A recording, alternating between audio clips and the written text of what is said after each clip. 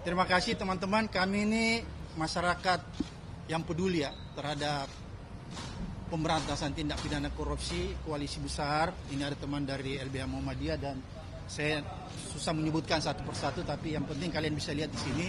Tadi kita berdiskusi sama pimpinan KPK ya, dihadiri langsung oleh Pak Fitro dan Pak Ibnu. Kemudian menyusul saat terakhir Pak Ketua, Pak Setio Budi juga hadir. Kita mendiskusikan kasus yang sedang hangat nih.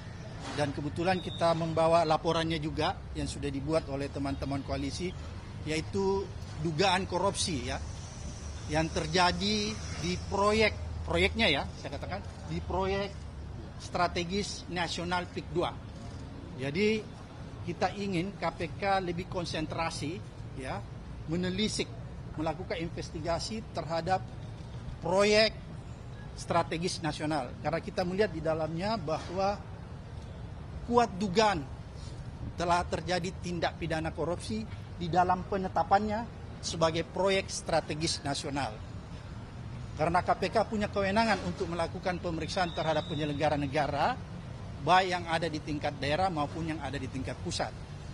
Karena kita bisa duga bahwa penetapan PIK menjadi PSN itu tidak terlepas dari praktek kong kali kong, praktek suap menyuap, ya, dan lebih jauh kita bisa melihat bahwa di situ ada kerugian negara sebenarnya, ya.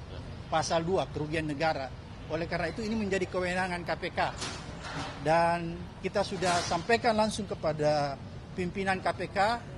Data-data yang kita punya cukup banyak, kita sudah kolek dalam satu sistem sehingga begitu dibutuhkan kita bisa langsung mendistribusikan kepada KPK untuk membantu KPK melakukan penyelidikan lebih cepat.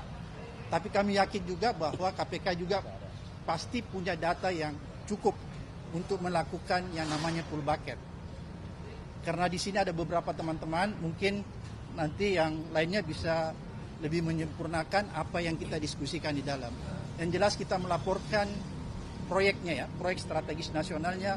Kemudian juga kita melaporkan tentang ada dugaan kuat terjadi suap menyuap gratifikasi di dalam penerbitan ya. Penerbitan sertifikat di atas laut ya, yang diduga kuat dilakukan oleh Agung Sedayu Group dan anak perusahaannya yang ya. Super cepat satu yang lagi. Super cepat.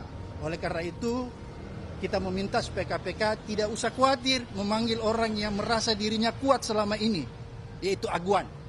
Ya, karena nama ini seolah-olah diciptakan mitos bahwa dia tidak tersentuh oleh hukum. Ya. Oleh karena itu kita ingin mendorong KPK supaya orang ini segera diperiksa. Nggak boleh ada seseorang secara individu mengatur negara ini. Tidak boleh ada seseorang secara individu mengatur presiden.